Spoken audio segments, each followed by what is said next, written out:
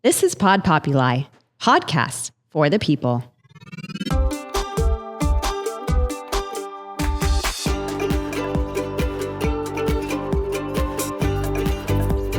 Welcome back to The Cinnamon Effect. I'm Kimberly Hand, and today I'm here with Nikki Arensman. You may remember Nikki. Nikki was on, episode 3? I think 2 or 3, yeah. 2 or 3? 2, actually. I think it was 2.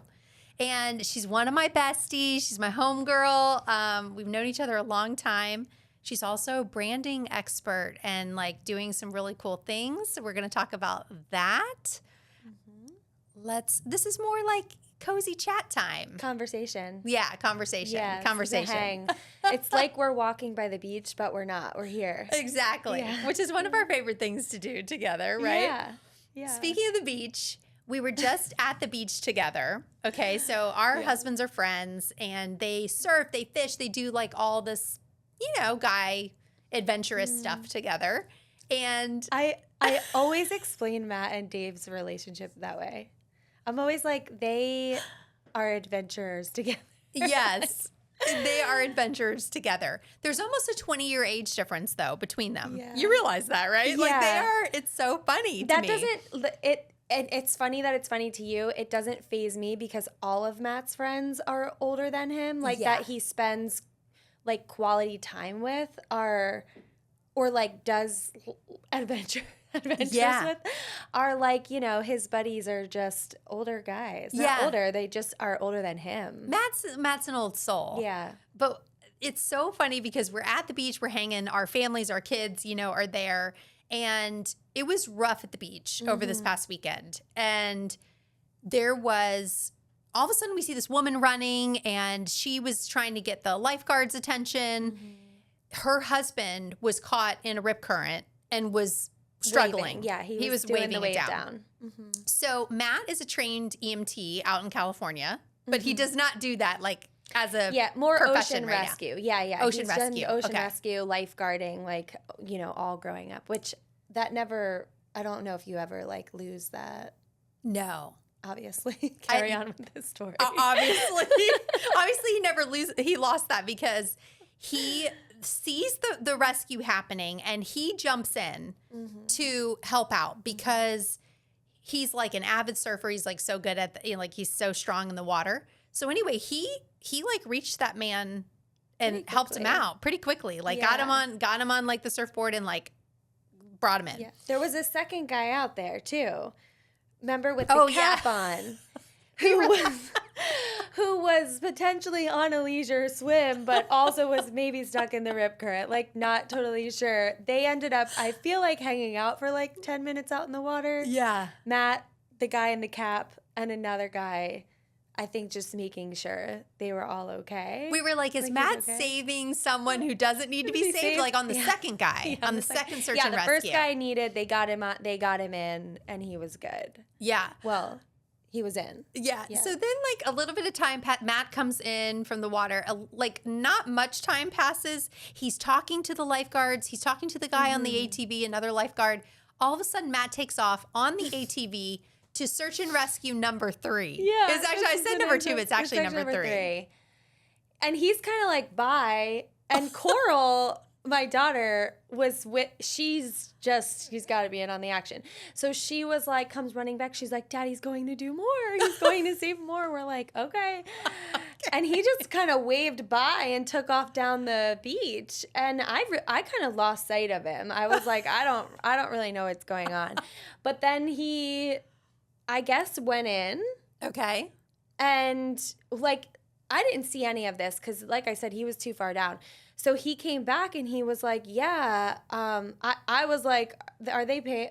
Are we getting a paycheck for this? Are we short-staffed? What's going on here? And he was he said that it was just a lot happening at one time. So the lifeguards were all doing various things, rescues.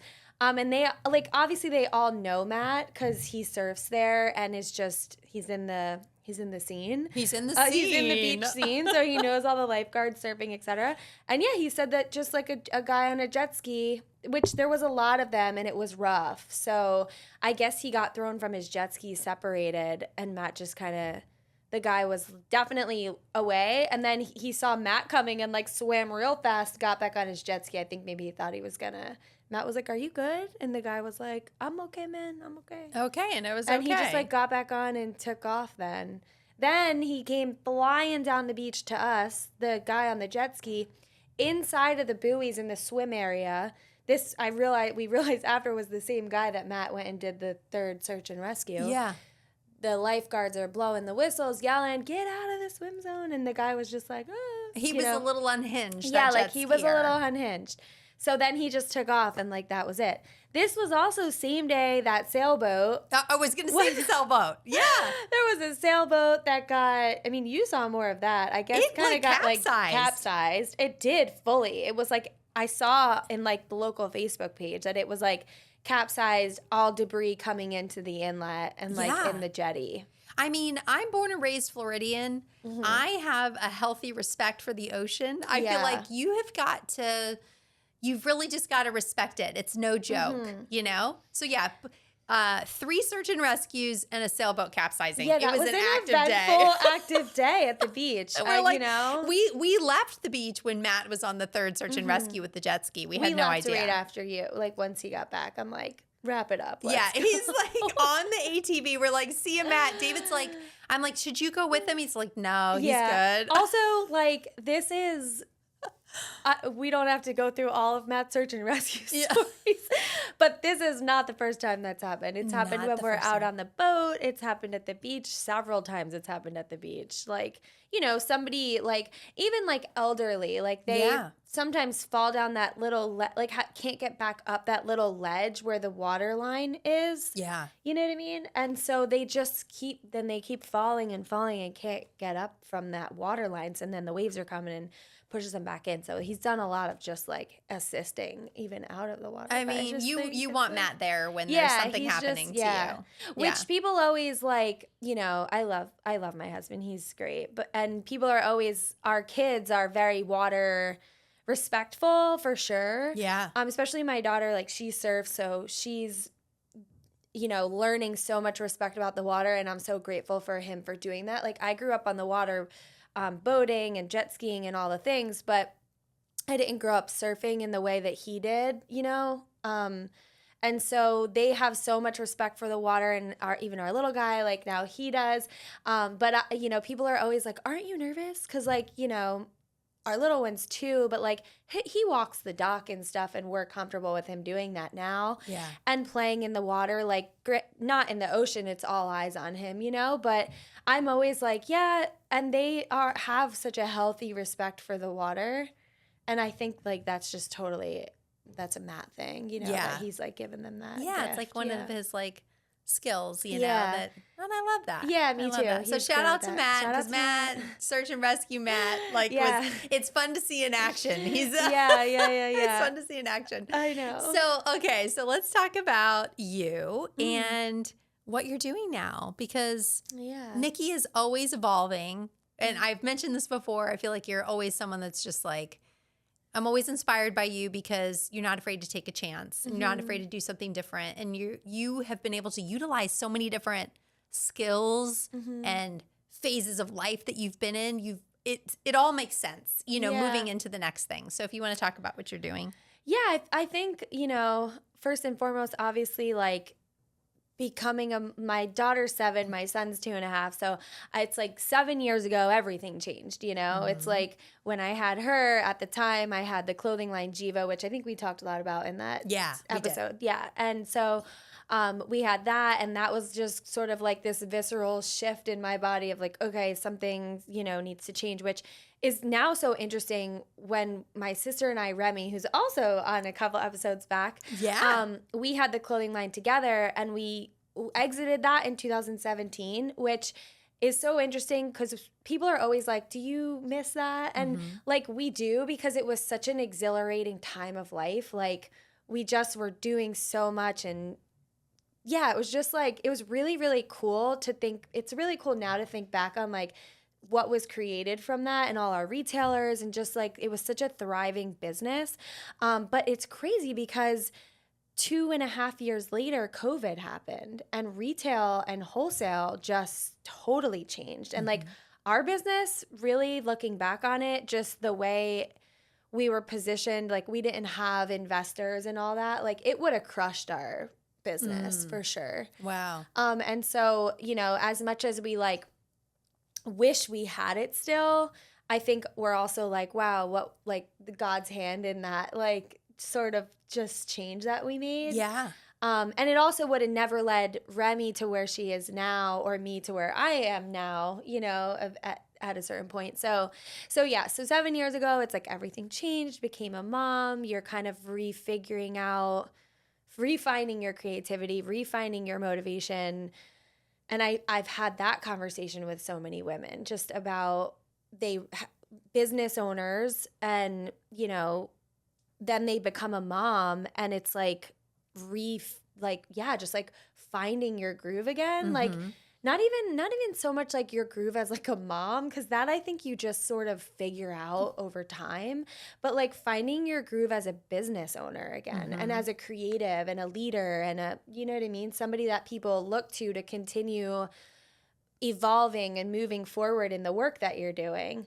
Was there some kind of like benchmark for you, like where you were like, oh, I have to wait this amount of time after having Asher to reinvent myself, or was that like a thing in your mind that you were thinking like, oh, if I do this too soon, someone might say like, you know, or like, are you thinking about others' opinions or not? I feel like I do think I went through that a lot with Coral, the first one. Like I just was like, I had sold the business. I was newly married. I had all these new identities of like, I no longer was that business owner. Now I'm a wife titled. Now I'm a mom. Like that was a lot. And then I think came in all the guilt of getting like, oh, but I'm supposed to be home with her, and I'm supposed to, you know, do like, I feel like maybe it's just like, I don't know. I feel like I just was supposed to be doing all of this mothering, which kind of then pushed any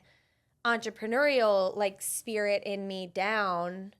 And then I had to like find it again. Like I had to like find it again, which meant like digging into my own, like, what do I want to be doing, you know? And I first kind of just got into consulting other businesses on similar to like what I had done with the clothing line, just like building a brand and just like that whole background, what that looked like, which was changing so much, you know? Just because social media and influencers and all of these different factors that went into having a product-based business, like a clothing line, specifically it was all yoga wear. So it was like you were really that was such a big part of our growth. And so, you know, I kind of just did that from a consulting coaching perspective. And I still like, I started doing that and had like digital products and all things around branding and just brand growth in general. And then I got pregnant again with Asher, and I was like, okay, like round 2, here we go again. Yeah. What's this gonna look like? So I did sort of set myself up a little bit better as far like mentally, and figuring out what I was gonna be doing from there. And then I had him. And my guilt, like that you were mentioning, and just like the benchmark of like, it's got to be this, like that didn't really like, it wasn't as present for me with him. Okay. Also, going from having no kids to 1 was a much bigger life change for me than just adding another one in, which I didn't, you know, I think I probably had a little bit of postpartum, maybe anxiety with Coral. Like I had anxiety prior to becoming pregnant the first time. Okay. And then I think it like leveled out a little bit during pregnancy. And then like after I had her, it like kind of came back again. And I was sort of in this like fog for like almost a year of having her, where like I just was like, I didn't leave the house a whole lot. I just kind of like didn't really know how to integrate what was my life before with what my life is now. Yeah. It's a big identity crisis. It's like it was like a big identity crisis. Like, again, factoring in, it's like, now I'm a wife. Now I also don't have this business that was my identity for the last 5 years. So anyway, adding in Asher was just such an easier transition for me that I feel like I was like, life didn't pause in the same way that it did with Coral, and in like a healthy way, you know, like I was able to just continue doing a lot, which was good because I think that felt like I felt like so many people that I looked to who had their first baby were just like carrying on with life, and I like wasn't when I had Coral. No, I was not either. I know, I do carry know on that, with life. and I know that about you. Yeah. You know, but maybe it's just like social media and like what I was seeing when I had Coral. It was like even family members who had babies, it was like they just were like continuing to do life, and I just like wasn't. Yeah, no. I don't know. I didn't leave my house for 3 months, and I really did. I think that was a rebirth of me. Yeah. Like life completely changed, I think, from what it was prior to that for me. And it was a big identity crisis, a big, just like, what do they call it? Like it was traumatic in like a good way. You know, there were some bad parts to it, but there was like, it was like this crazy thing that had just happened to me, and I didn't know how to deal with it. Yeah. You know? No, totally. And it's like I don't know. It was like, not that like, you know, like, again, like Matt was so helpful. Like he really was so helpful in like, after I had Coral and of course like after I had Asher, but it was just like my own shit, you know, that it was just like I was trying to figure out, and I don't know. It was just, it was like this like rebirth and sort of this just like identity crisis. Yeah. And then like also just physically, like granted, another factor of this is like I had a C-section with Coral and I did a VBAC with Asher. So I really went into my birth with Asher and everything that had to do with that pregnancy, just like honestly, like very empowered. I was like, I'm doing this differently. I'm going to advocate for myself. I'm going to make decisions. I'm going to do so much research around potentially having a successful VBAC. If I end up in a C-section, great. I never really had a birth plan. Like, I'm also just a very like, I'm pretty easygoing with that type of stuff. Like, but I went into that birth with Asher, like, I'm doing this. So wait, like some doctors, because I think the VBAC is very interesting. Some doctors won't do it, right? Correct. You found someone who would. Yeah. And Partners in Women's Health in Jupiter does VBACs. Oh, okay. Interesting. Because I went there too. I switched. Yeah, you did. Yeah. I switched doctors at almost 20 weeks with Asher. So I went into that pregnancy and just planning of like, I'm going to try and do a VBAC. I went to the doctor that I thought did them, who used to do them. And at about 12 or 15 weeks, he was like, let me know that he's not doing them anymore. And every time I would leave an appointment there, I would be like sobbing of just, I don't know. It was like we just like weren't connecting, me and this doctor. And then I literally bumped into a friend at Papi Chulo's in Jupiter, and she was pregnant, and she was like, I'm doing a VBAC. And I was like, with who? And she told me Partners in Women's Health, and I like called the next day and transferred over there to my pregnancy. Wow. And I mean, I think like I can't believe that people won't do them. Yeah. It seems like it should be your choice. Sometimes what you wanna it do. is, totally. Sometimes it's the hospital because from what I understand, certain hospitals don't do them because they have to have a OBGYN on call or present 24 hours a day in order to do them. So Jupiter Medical didn't do them for a long time because they didn't have that there. So like if there was ever an emergency, they can't wait for your doctor to get there in the way that they have that sense of urgency with a regular delivery. And so Jupiter has that now. So now they're allowed to do VBACs there. And then it was up to what practices were actually going to do them.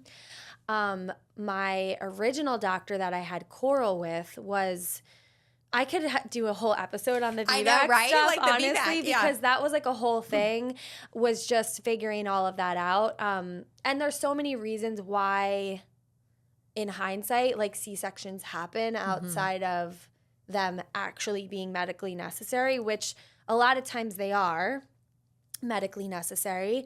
Mine was like, just to touch on it real quick, long story short, and mine was not medically necessary.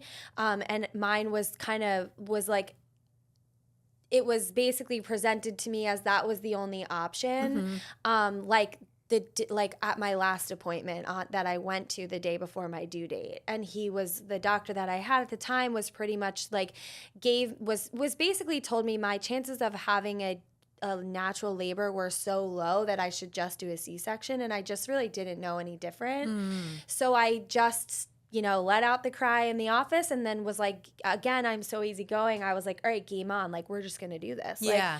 Like, whatever we got to do, we're going to do. So I didn't have a traumatic C-section. I went home, I showered, packed my bag, woke up the next morning, went in, like, had the C-section, and it was like, it was fine, but then I was like, thinking about a VBAC with Asher, and I, through my research, it was like, get your operative notes.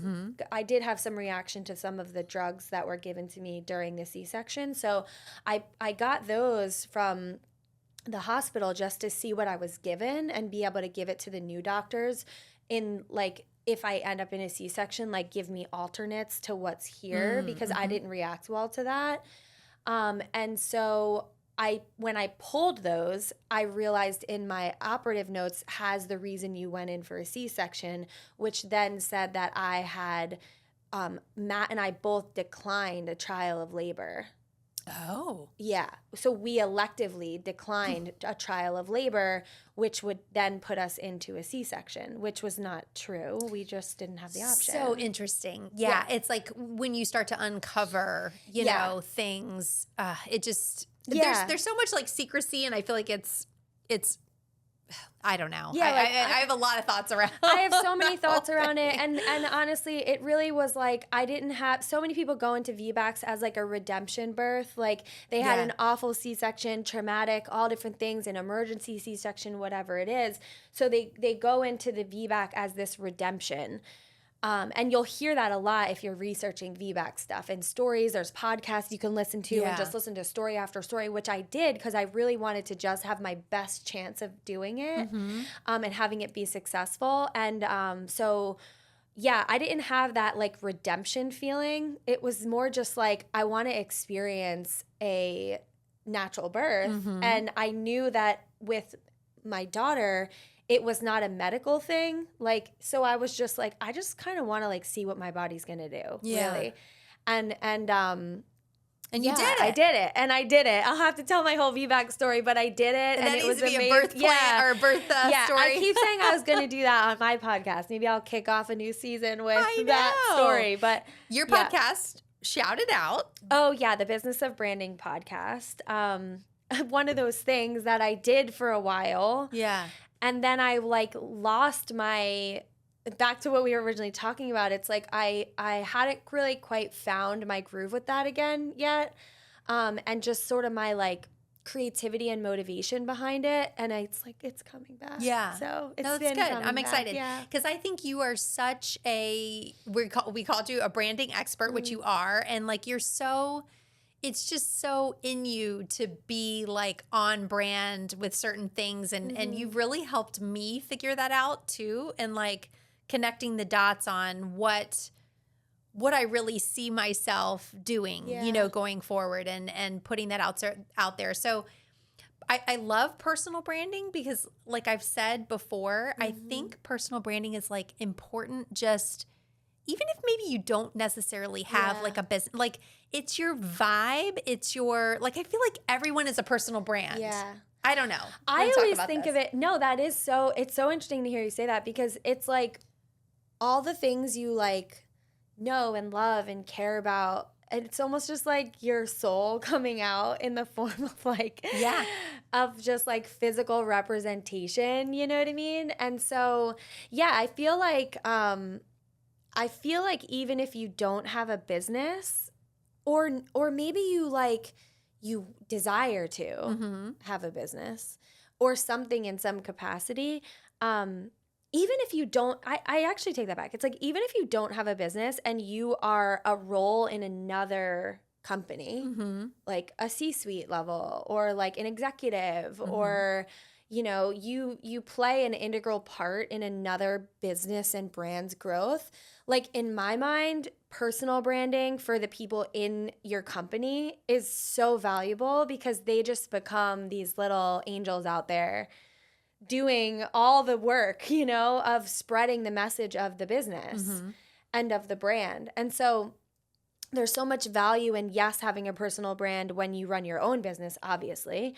And also, if you are, it's like important to encourage that as a leader of another business to the people within your, you know, within your suite, because I think that like them building up gives them the opportunity to do things like this, you know, like sit in a seat, talk about what the business they work for, talk about the clients that they work with, et cetera, you know what I mean? And just overall who they are. And I just think humans are attracted to, like humans are just attracted to things that people love and like your, you know, your soul. It's like people are attracted to people who like similar things or not even similar, you know, like somebody, it's kind of like opposites attracting, you know, like you may have like a client that is reserved, and this happens all the time. I do a lot of brand strategy work. It's like you'll have a client who's like reserved and doesn't quite know how to get their message out there and is a little bit afraid to show up on social media. But their favorite people, or the reason they might come to me, is because of the business that I'm in, where it's big and it's out there and it's like they want that. They want to get more confident. They want to show up more. And so they're attracted to that, you know? Yeah, for sure. And that's why I think it's important to like, if even not you just as a business owner, but like the other people who work with you, to encourage them to build personal brands, because they might be the one that attracts in the next big thing for you. Yeah. It seems like everyone these days is kind of in some kind of business. And I remember talking to my husband 10 years ago and him being like, I don't think you're going to need, because he was not on Facebook or any kind of social media at the time. And he was like, I don't think that that's a necessary piece of business. Now, he grew businesses without social media because that was not a thing. Yeah. And I said, I think you're incorrect. And like, I think that you are going to need social media going forward. And now look at us. And it's almost like you've got to have this presence. You've got to make your message or who you are known to somebody that's watching you. Yeah. You know? No, it's true. To have any success, I think. Yeah. I think that like ultimately it's like, it's really like it's getting clear on who you are and your story. And there's always a story, you know? There's always a reason why you ended up where you are today. And sometimes people don't want to, like, sometimes people don't see the connection, like that, the dots connecting from childhood and maybe the things you did as a child, you know what I mean? To how you ended up in the role that you're in now, whatever that position is, you know? And so it's uncovering a lot of that, because I think what that does is it brings out like the core values of who you are as a person and who you are as a brand and as a business. And typically it derives from really early on in life. So interesting. You know what I mean? Yeah. So you kind of, that's how you coach people into their personal brand story. It's from that early on. Yeah, I always go back as far as they'll let me go. Like as far as they'll go, you know? Nikki's getting deep with that. Yeah. Like I had, so clicking back real quick. So I have always done like coaching and consulting and brand work in so many different like various capacities. And then a couple of months ago, I had this opportunity to work with another agency, Hype Boss. Holly Meyer Lucas and I had connected years ago before I got pregnant with Asher around doing some marketing work with her real estate team. And then it's like the timing wasn't there. And then fast forward a couple years and a couple kids later for both of us, she launched Hype Boss and was like, I really we need a brand strategy person, an expert in that, to come in and kind of partner with us on helping bring our clients to life. And I'll talk more about Hype Boss because it is really cool, like what we have going on there. And and really where the foundation is. And so much of it, as I explored it more, was in the branding space, and essentially like giving businesses the gift of like brand strategy. And it makes everything that they do in their business just so much easier. So I have this awesome position to be able to like dive deep with clients when they first come into our world of Hype Boss, and really build out their whole brand strategy. And coming back to what we were just talking about, like it's like those calls are so powerful because you are like, we're going back as far as they'll allow. And they have aha moments. Like they realize like, wow, like my resilience in my business comes from my childhood, you know, or like my unapologeticness around who I am comes from this time of my life, you know, or like the trust they build with their clients and their community and their like willingness to just like show up and be on the ball and like do the damn thing sometimes comes from their childhood because they had no choice but to be that way, which is sad. You know what I mean? It's like, it's not sad. It's just a part of their story. But yeah, sometimes the story it's like, wow, you wish they could have just like been a kid, but instead they had to deal with XYZ because of XYZ. Yeah. But now the way that shows up in their business is that they are trusted. They are like honor their word. They can be counted on. You know what I mean? Like they get the job done, and like that's why they're millionaires. Yeah, a little scrappiness. Like it's a little scrappy. Totally. And so, yeah, like, you know, part of it is that story is like figuring out how they got, and not that that's like woven into what they're sharing regularly on social media, but like it's good to understand where that comes from because then you like, I don't know, it's kind of like it's not made up anymore. Yeah. And it's like, it gives it like purpose and validation. And then they're like, oh yeah, like this is actually just like the cloth I'm cut from, and like this is who I am. This, you know what I mean? And how can I transform that into like what might have been like traumatic and like kind of shitty, for lack of a better word, to like being the reason why they have experienced success and like will continue to experience so much success. And so like like social media and this messaging and the story and just like the way that you communicate with your audience and your people is like, in my mind, is like everything. Yeah. Because the marketing works better. The growth strategy works better. The sales funnel works better. The phone calls work better. The you know, like all of it works better. Hiring works better when you have all that figured out, you know? And so the PR works better. The media placements work. Like everything is just so in sync with like what you've created in that through that brand strategy that it's like it becomes like really easy for people to know and think of you and trust the message because it's on repeat. That in my mind, that's like that is the way that this is all gonna go. That's also like the person has to be committed to being authentic too. 100%, because I think that like you can fake it for a while, and then you can't, like period. It's like you can fake the way you show up on social media, the story you're telling, the message, the energy, the vibe, the way your voice, like the tone, all of it, and then you can't anymore. And not only you can't anymore, people know. You know, it's like people know. Like, just be real. Just be real and be you. And listen, like sometimes it's not easy to figure out what that is. Like I understand. I get that sometimes it's not easy to figure out like who you are. Like clients come to us at Hype Boss all the time and are like, I just don't know who I am. Like I don't know who I am as far as how I'm showing up in this world. Maybe it's like scattered and they're just it feels scattered. Or intention. How much of my life do I introduce to this audience? what do I share? And so much of that is around like, where are we going? Where are you going? What do you want to do? What's your big, like, what's the big goal here? You know? I feel like I struggle with that personally because I do think I need to share parts of my life, but I'm also like, I don't share a ton.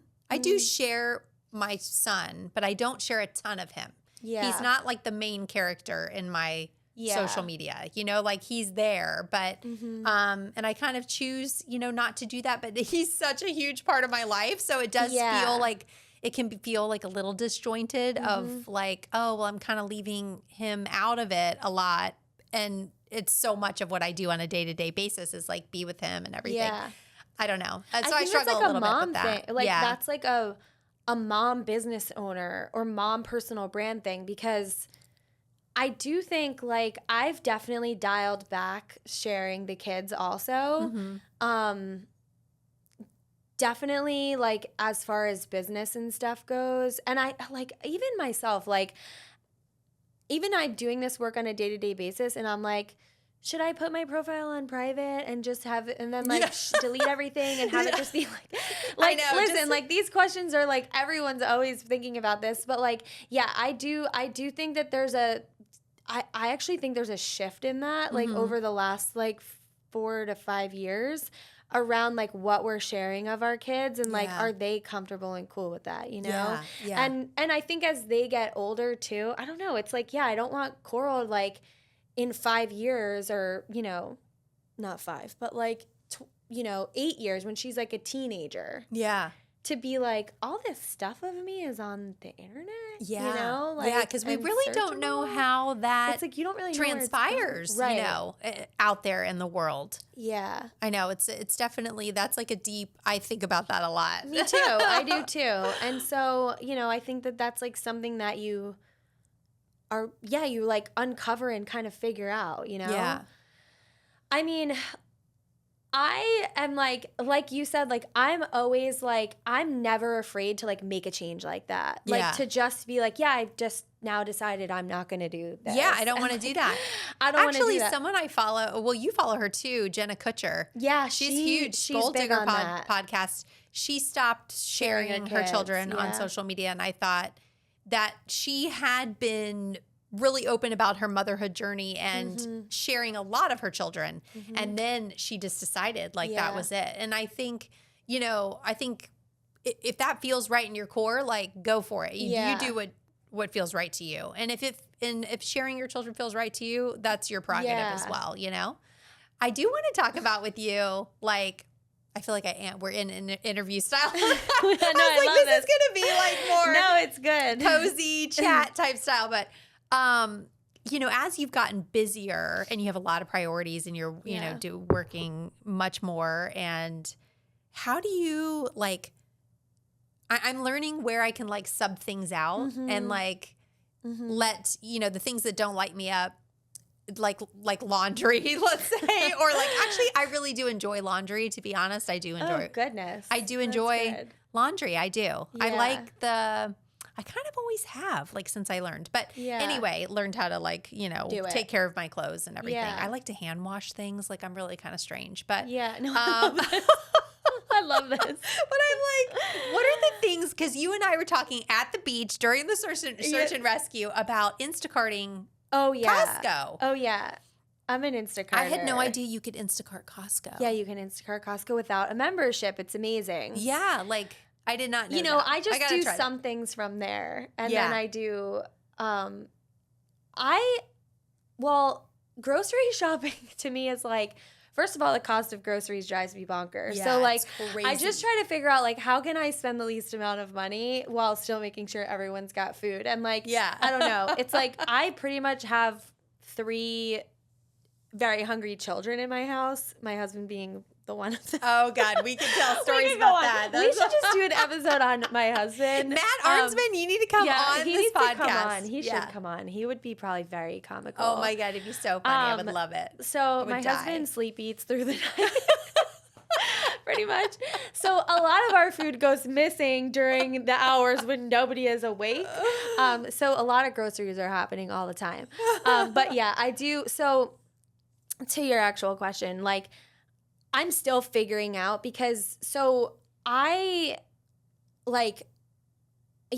still figuring out like my schedule with like the kids and like how to just like juggle, you know what I mean? Just like I like being there for them and being like very available to like whatever is needed. You know, I room mom, sometimes electively, sometimes non-electively. I've done the room mom too. Yeah, like it's like I room mom. I try to Homeroom be ambassador. there. Yeah, like be there for all the things. Like Matt and I both are just like ultra present in our kids' lives. And I'm really trying to let go of guilt that I've had around like this new partnership with Hype Boss is now, you know, it's really fulfilling for me, like from a career perspective, like, and I know that as my kids get older, like I'm not the type, like I'm not just gonna like hang around and like not do anything. Yeah. So, you know, when this opportunity presented itself, it was very much like, I know this is going to be like so good for me, like in this like next chapter of my life. And like, it feels like a little bit of a shuffle right now, but like, I'm willing to do that, for my family, like to be set up for success and for myself, you know? So that's still something that I'm actively like working out, you know, like all the time. It's like, I've got grandmas, I've like interviewing like sitter nanny roles to like help out. Yeah. And then it's like Asher will start a couple days in school in August. And like, it's just like, it's just like a constant I'm just like, shuffle. that's just like a shuffle. And I'm really trying to now get to a place where I'm just like, you know what, like this is just what it is right now. And like, I don't leave the house at, you know, whatever time and not see them again until it's dark. It's like I actively make sure that I continue working and then I also like get the kids and like I just kind of like make it work right now. Yeah. And I'm fine with that for right now, you know? I asked you that because I feel like you were able to, or I see you like, I feel like you've got it dialed in. Which so is I was so like funny. Wondering like the little things that you're doing that have made like an impact on your ability to shuffle. You know what? So many responsibilities. I will say some of it is like, I sometimes get this like spurt of energy. I do notice that. What I will say is I do notice when I'm working out, when I'm doing self-care, I'm doing the sauna, I work out, like I get my workout in, I read a little, like, you know, I get a little bit of that, sometimes audiobook, and I stay as far away from personal social media stuff. I'm way more productive in all areas of life. Yeah. I'm way more productive in getting our life things in order. And when I say that, I you know, bills paid, things that might need to be updated with the house stuff, or getting one kid registered for school, or getting doctor appointments, like whatever it is, you know, like I'm way more just on it with all of that when I'm taken care of. Yeah. The other thing I noticed, and this is more of a recent like realization, is that when I'm doing all that, like when I'm productive in like taking care of myself, and that when I say that, like I just mean like 30 minutes of movement, if that's all I have. Like if I can get in a sauna at some point in the day, whether it's morning or night, like that. And then like just, like I'm on it with like the personal things. I actually end up with a little more energy at night. Yeah. And so I typically click back into work then. So if it means I left the office at like 4, because I know I got to get to cheer and like get the kids, and like I'm still, you know, like I'm still doing a lot of that after school stuff too. I know that like I'm typically like I get that spurt of energy later and I can like dial back in and get some stuff done. I did notice you sent me a text at like 9:45 last night, and I was like, but see, that makes for a long day. I mean, don't you find that that's like a long ass day for you? It is a long ass day for me.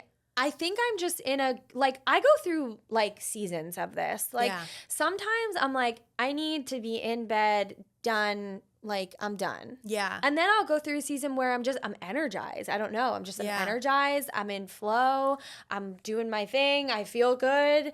And you're like excited. Yeah, I'm like excited. Like when I say energized, I mean like, yes, physical energy, but like mentally energized. It's like I'm like motivated. And so, yeah, like sometimes I get like what would probably take like maybe I don't want to say like a normal person, but like someone sitting at a desk for like 3 hours will take me like 45 minutes to an hour. Yeah. At night. And I'm just banging out emails, getting this done, dialing in a website, brain dumping content ideas. Like I love that. The other thing I do is like, you know, I'm not afraid of outsourcing things if I need to. Yeah. So like, you know, when I came into Hype Boss, part of me coming into there was sort of this like Holly started it, and then Holly started it, and she's talked about this a lot, got pregnant, was like, oh my God, what's happening here? That settled out, like, you know, kind of got that sort of like leveled itself out. And then like just clients started coming, which has been a blessing of Hype Boss. Like between her network, my network, Hallie Rosenthal is also a part of the partnership team. Like her and Ariella, like between all of us, like our networks are so big that like there's no shortage of clients, which is amazing. Yeah. We realize like we're not for everybody. It's not like just the cost-effective solution. But because we have that, when I came in, I was like, cleaning, like it was like we gotta dial in all of our systems and processes here because we have no shortage of getting clients, which is amazing. Now we have to make sure everyone's like, you know, we're just like a well-oiled machine, which has been awesome. Yeah. And part of that is like we need VA, like we need a VA, we need this person, we need that person to just help keep the flow going. Yeah. You know what I mean? Just like build to keep the work and build our team. And so even when I wasn't with Hype Boss and had just my own thing, like I'm so big on like get support and get help to help take off little tasks that, you know, take up time and they're just detailed and somebody else can do it, you know? Even if you don't have a business or you're not working in business, if you're a mom, you need to build your team. Yes. Build your team of people, of professionals, of someone that, you know, if you are able to do it, takes all that stuff out so that you can either be more present with your kids or whatever the case may be. Like, okay, so this is a good example relating to personal life that you were kind of asking on. That feels like the business side of things, but like from a personal perspective, so I have like my, you know, so right now, like my kids are shuffled with grandmas in school and et cetera. Yeah. And right now it's like I'm looking for somebody to help with a couple days a week with the kids. But I'm like, actually, you know what? If I'm going to hire someone to do that, like I want them to prep dinner. Yeah. Like I want them to fold the laundry or like roll over the loads of laundry that we put in, fold it. Doesn't have to get all put away. Maybe it can. That's great. But like at least just like get that folded, like tidy up the kids' rooms and like the toys and like prep dinner for us, you know? And I'll get the food. Like I actually... So you love doing laundry. I love being in the kitchen. So like, I don't like to be in the kitchen. Yeah, I love being in the kitchen. I love cooking. I love like that to me is my like wind down. I take my little Sonos speaker. I put it in the kitchen area, like while the kids are watching or doing what they're doing. I put on a little something on there, and like I prep dinner and I cook. You're also making sourdough. Well, I haven't in a while, but I did for I'm a good like, bit. Oh my God. I'm the only one who eats the bread. How do we have time to make sourdough? Oh my God. Well, that's a whole nother, you're feeding that. I killed my starter, which I feel so bad. I don't even understand that. I feel like I should understand that. I do not understand that. Yeah. The whole starter Remy thing. Remy just created a new starter and she's like, oh, I have some for you. And I was like, I don't want it yet because I'm going to kill it. You're going to kill it. Yeah. What does that even mean? So you have to keep it alive and fermented. Yeah. Like it has to stay as an active fermentation process so that's what makes sourdough. I need someone to make me a gluten-free sourdough because I've heard that some people that have thyroid issues can eat sourdough. Yeah. But I've actually been told I should probably stay away from it still. Yeah. I was going to say if it's like true traditional sourdough, usually if you have a gluten intolerance, you're fine with sourdough. But I don't know. I felt okay, but then, Yeah. I'm so not gonna haven't take that made gamble. bread. I'm the only one who eats it. Well, like the kids will eat it. Asher's my little bread eater. Actually, he would probably love it. I should make some again soon. Yeah, David loves sourdough. Yeah. Matt is just rare breed who doesn't eat bread, basically. Like he does, but Of all the things that he eats and he doesn't eat bread. Oh, like I retract my statement. He would eat bread in the middle of the night. Yeah, if I had sourdough, he would. This is how he would eat it, though. He would rip a chunk out of it or bite the whole loaf. If he ripped a chunk out of it, he'd be pouring soy sauce or some other gross stuff on it. Or he would be fully dunking it. This is what he used to do. Just into the butter and then leave all the crumbs of the bread into the butter. And I can't deal. We've painted a really vast picture of who Matt is. He's going to be like, what are Search and rescue. Midnight eating. Midnight eater, search and rescue. I mean, he's hungry because he's rescuing 3 people from the ocean. This is what he tells me. He tells me, my metabolism is working so hard. It's sodium. I'm so hungry through the night. I'm like, okay, sure. I'm sure that's what it is. So anyway, Instacart for sure. Yeah, Instacart. Yeah. Sometimes I get Instacart. People are like, it's more expensive. This food is more expensive. I do not care. I don't care. I do not care. I'm going to do the Instacart. I'm going to pay extra. I'm going to tip. I'm going to, do all the things. It saves me so much time. Every once in a while I do pickup. Yeah. Like if I know I'm going to be like out, like sometimes like, Coral's Cheer is like near Publix. So like sometimes I'll like pick up. You got to kind of be organized for that though. Totally. Place I got to be prior. organized for it. No, I'm Instacart all the way. I also this is terrible. I will sometimes Uber Eat food to my house. Oh yeah. And put that only for lunch the next day. Like I'm not even eating it.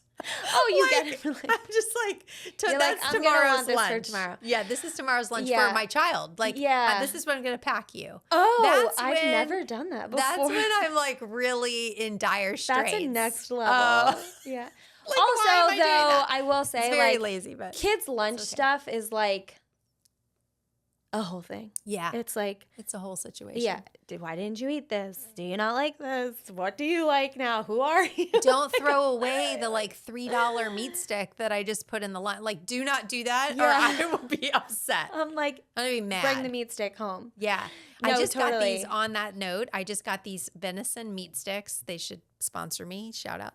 Are they so good? It's Maui something. They're venison meat sticks. My husband's a hunter and they're really, really good. They're really, I just got new meat sticks too. You did? Like, yeah. Are we even living if we don't have a meat stick? Like there's a meat stick in my purse. Actually, I probably have the meat stick in here. Anyway, I don't know. Yeah.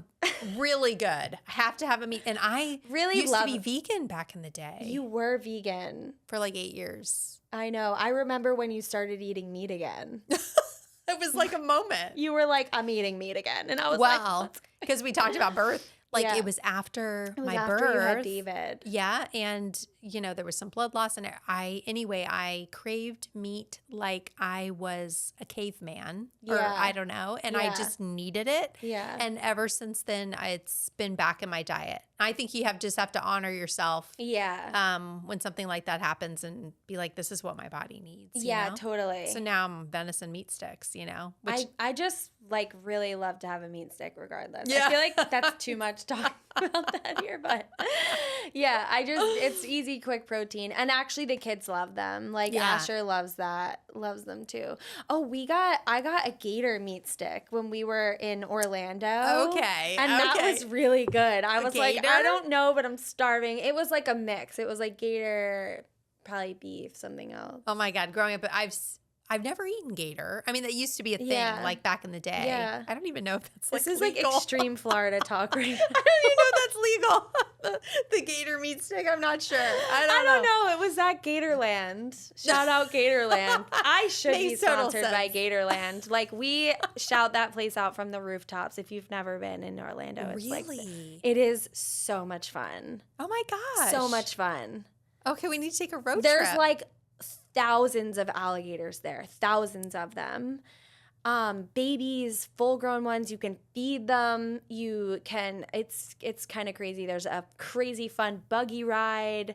There's like the the parakeet like feeding of the birds where you stand in the cage and feed them. Wow. And they come all over you. Like the birds are all over your arms. And next weekend, Gatorland. Yeah. I'm going to go. it's so crazy. We like try and hit it every time we go to Orlando.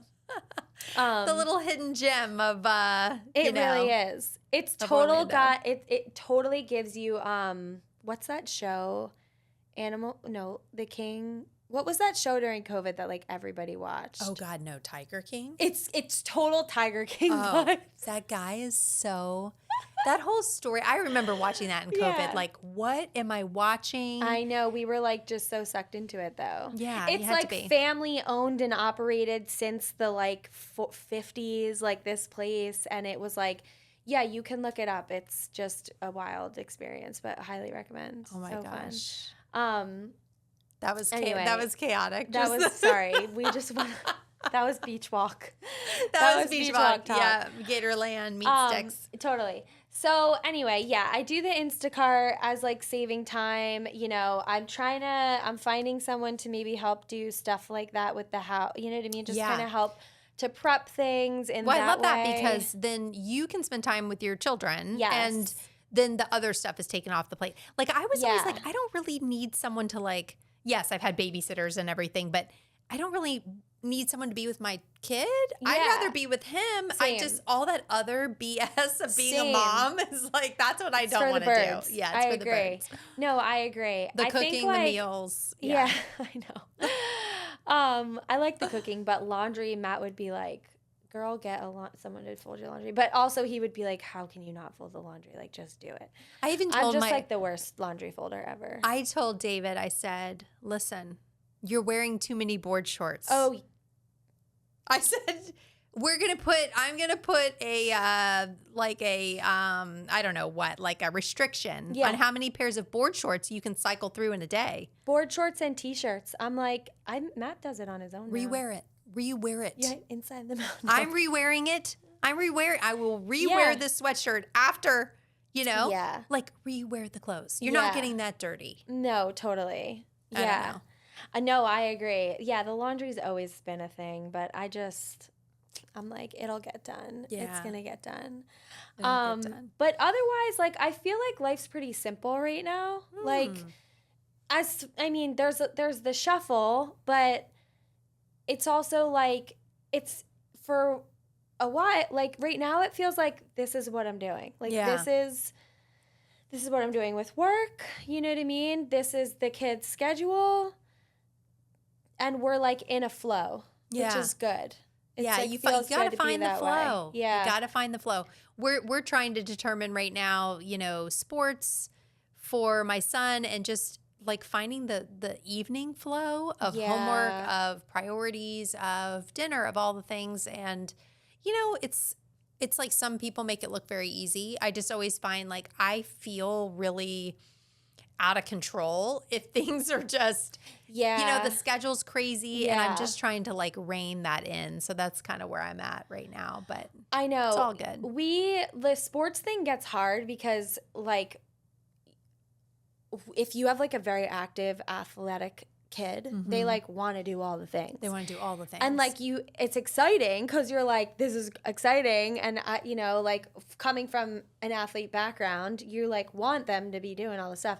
But it does become a lot, I feel like, for the parents, just like schlepping all around. And like Matt always coached, so that's like a hard part is like coaching. It adds a layer of responsibility to the whole thing. Yes, and some drama occasionally too, occasionally like some we drama. experienced. And Right. my husband said, "I'm not going to coach I'm not again. doing this anymore." Right, exactly. Not going to happen. So I feel like that adds a whole lot into there. But I don't know. I think it's like, just like kind of like getting into a little bit of a groove. And also it's like having grace and knowing that it's all temporary. Like what my situation is right now and what I need support with is different than what I needed a year ago. Yeah.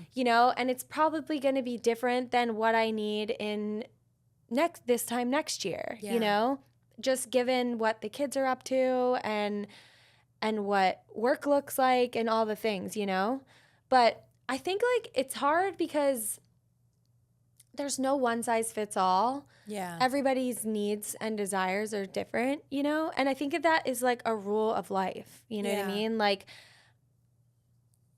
it's like what you were talking about before of just like, if you want to share your kids, like share your kids. It's like so much. I think like there's so much value in number one, like taking care of yourself, you know, because I think that that's like so important. It's like we have to take care of ourselves because that's how we show up best in like all the areas of our life. As a mom, as a wife, as a friend, as a sister, as a business owner, you know, as just a leader, whatever it is. And then I've just never been afraid to like get clear on what I want in any scenario, like what kind of help I need or where I want my career to pivot to, you know what I mean? Or if a relationship isn't like working the way it needs to work, like I'm always very like open about all of those things of like what would feel really good right now, what doesn't feel good right now.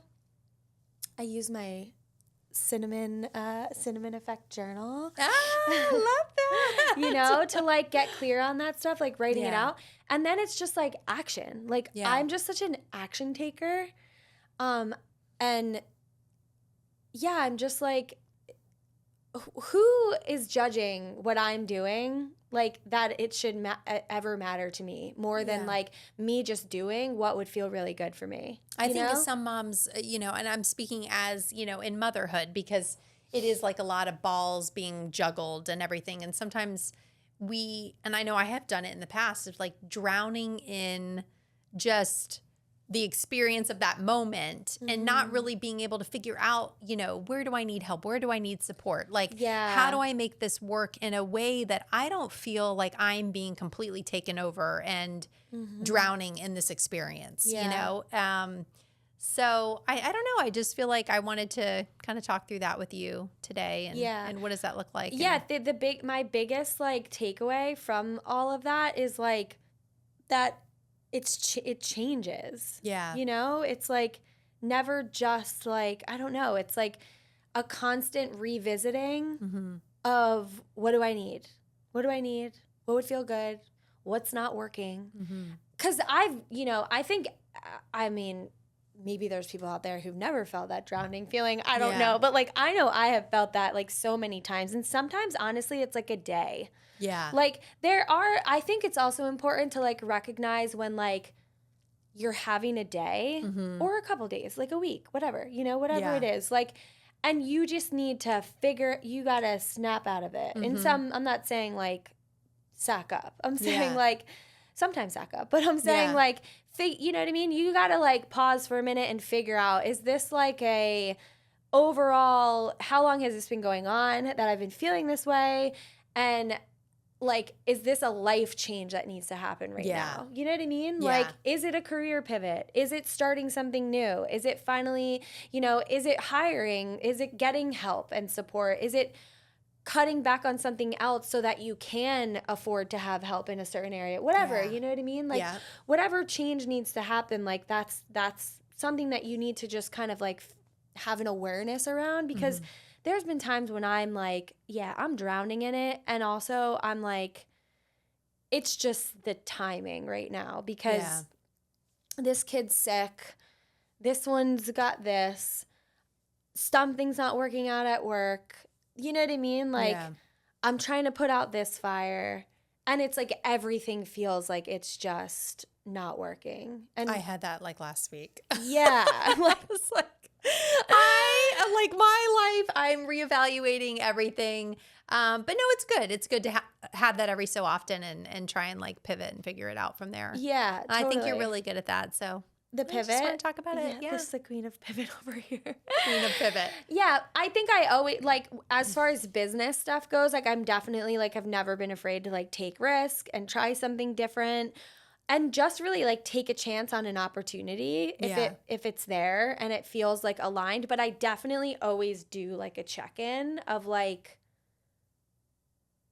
what is this? What is this going to look and feel like? But I also don't like get too ahead of myself. Like, I don't think like, okay, but like, what is this? I notice when I do that, because sometimes my brain wants to do that. I want to think about like the decision I'm making right now. I'm not talking about like life-threatening things, you know, but like, what's this gonna look like in a year? Or what's this gonna, like, I don't really even think that far out. I'm kind of like what's the initial gut hit?